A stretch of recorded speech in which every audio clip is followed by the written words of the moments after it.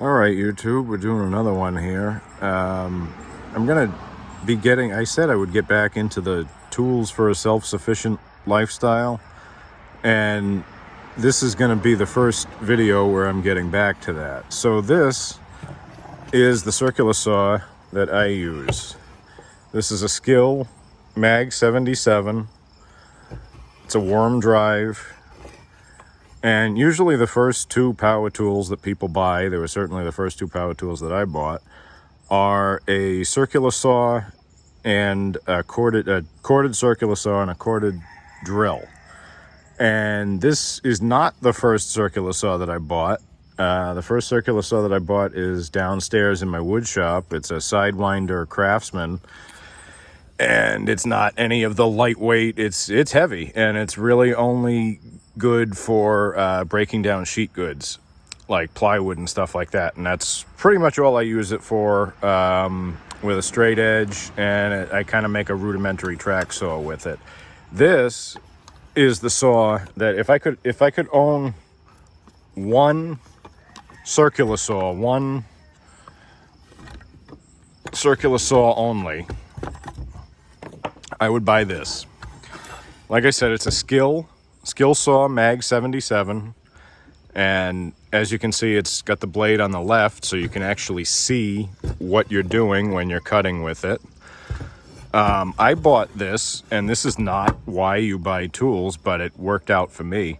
I bought this because I saw that was the Skil saw that Essential Craftsman used, and I thought, you know what, I want to be a professional carpenter. I want to have the best that I can have. And this is it. This is the best Skil saw you can get. It's corded. You don't have to worry about batteries. You don't have to worry about it running out of power. It's got this on the side. I think it's called a sky hook, but that folds out, and you can put it over, rafters so that you don't have to like screw around trying to keep the saw up there. You can also put it over deck joists, and it's very nice.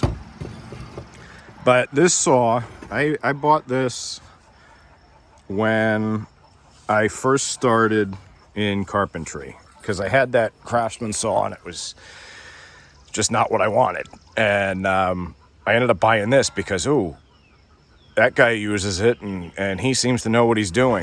He's got Essential Craftsman has a bunch of great videos on different tricks and stuff that you can do with this. And I have since learned how to do those, but my son refuses to hold the phone and let me show you guys in a video. So I would just say go look for his stuff. For those on the East Coast, we don't really use these much in the New England area. On the East Coast, it's more of a West Coast thing. These do get used a lot by timber framers and by like dock builders who are cutting pressure treated wood all the time. You see these more out on the islands like Nantucket, Martha's Vineyard, Block Island, where people are building a lot of pressure treated stuff and dock houses and things like that. So down on the coast, that kind of stuff.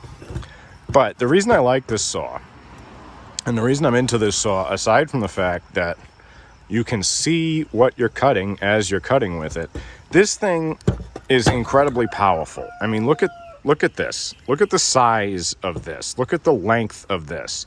There's a gear in there that's called a worm gear. It's like a tube with different with a spiral on it, and that's what's driving the saw. Of course, you have to keep the whole thing oiled, which is not a problem because you buy a little tube and you only change the oil like once or twice, 2 or 3 times maybe a year. And it's just a great saw. It really is. It'll cut anything. I was doing demo work cutting plates off of the top of a foundation that we were just going to end up putting like a flat roof on, and we ended up putting a flat rubber roof on it. And I didn't realize it, but I had the blade set all the way down like this, and I'm cutting through the pressure treated 2x4s. This thing didn't even feel it. It was cutting into a 1/4 inch of concrete. It screwed up the blade, but it did it, and it didn't even feel it. It was great. The only thing, these things here, these little lines in the front are not that accurate, but I've never used the skill saw with those. I always just line up the blade, and I find that works better. At some point, this, you can see there's a crack there. That broke probably from the way that I put it in my bed box on the truck, which, yes, I am going to do a full breakdown on where all of my tools are. But this is not just a professional saw. You can use this. I mean, I use this for my DIY projects. I use this for building different things. Obviously, I use it to make money. It's the saw that I make money with as a carpenter. But I use this for everything. And if I were to recommend one saw that you can get, that all you can do, you can get one saw. Get this. I have a little Milwaukee battery-powered saw. It's like a 6 1/4 or something, 6 1/4 inch or whatever, the blade. And I don't like it. It does. After using this, I don't want to use any other saw. And that probably sounds ridiculous, but it's the truth. Horse trailer just went by. It sounds like another one coming too. What's that? Concrete truck. I don't know why I felt the urge to show you that, but I did. Yeah, I've built everything with this. I've built sheds with this. I've built decks with this. I built this picnic table that I'm sitting on here that has since become a workbench. It's about as close to the most universal circular saw you can own. And obviously people look at this and they say, oh, that's big, that's a rough tool. I built a little rolling cabinet in our kitchen.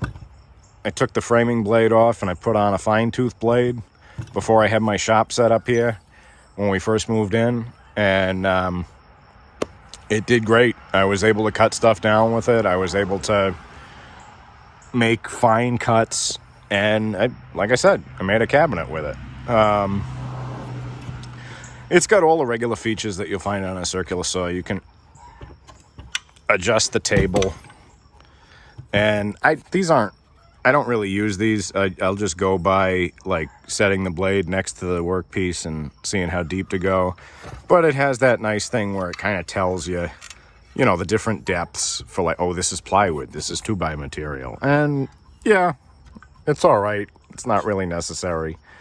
But it can go, obviously that's the deepest it'll go, and it'll cut through 2x stock, no problem. You don't even feel it really. It comes with this onboard wrench that maybe I can get it out, maybe I can't. Oh, there it goes. This is the one that comes with it, but any standard wrench will fit it.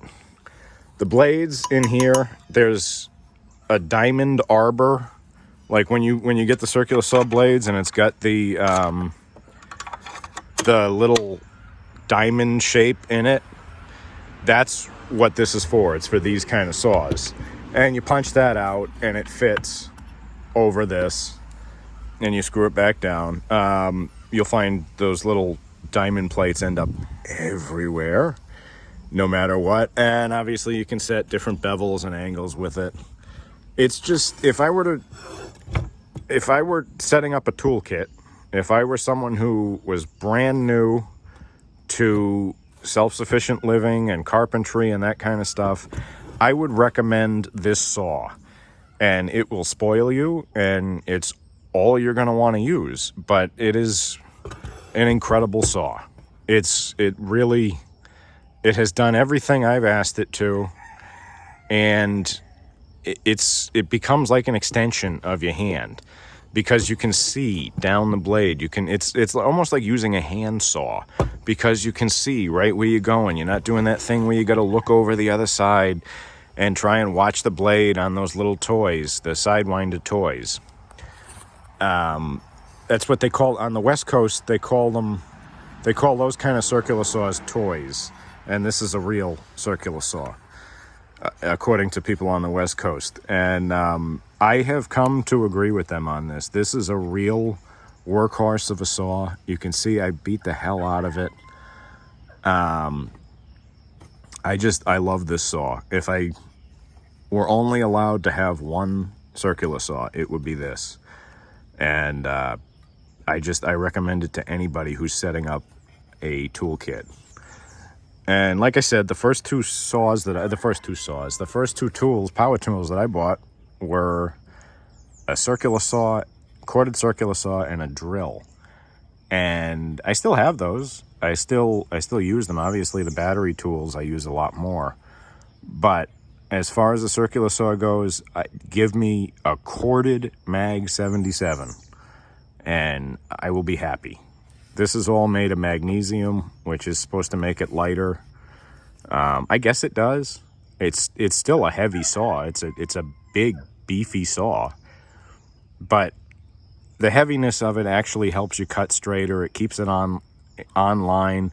And you can use it in such a way that if you're cutting down like this, like say I wanted to plunge through the end of that, like that, and come down and make a clean cut, the weight of it will actually pull it down. You use its inertia to make the cuts. And like I said, there's all sorts of different tricks you can do with this, where you cut out notches and you use the tips of the blades to take off a rough spot or an edge on something.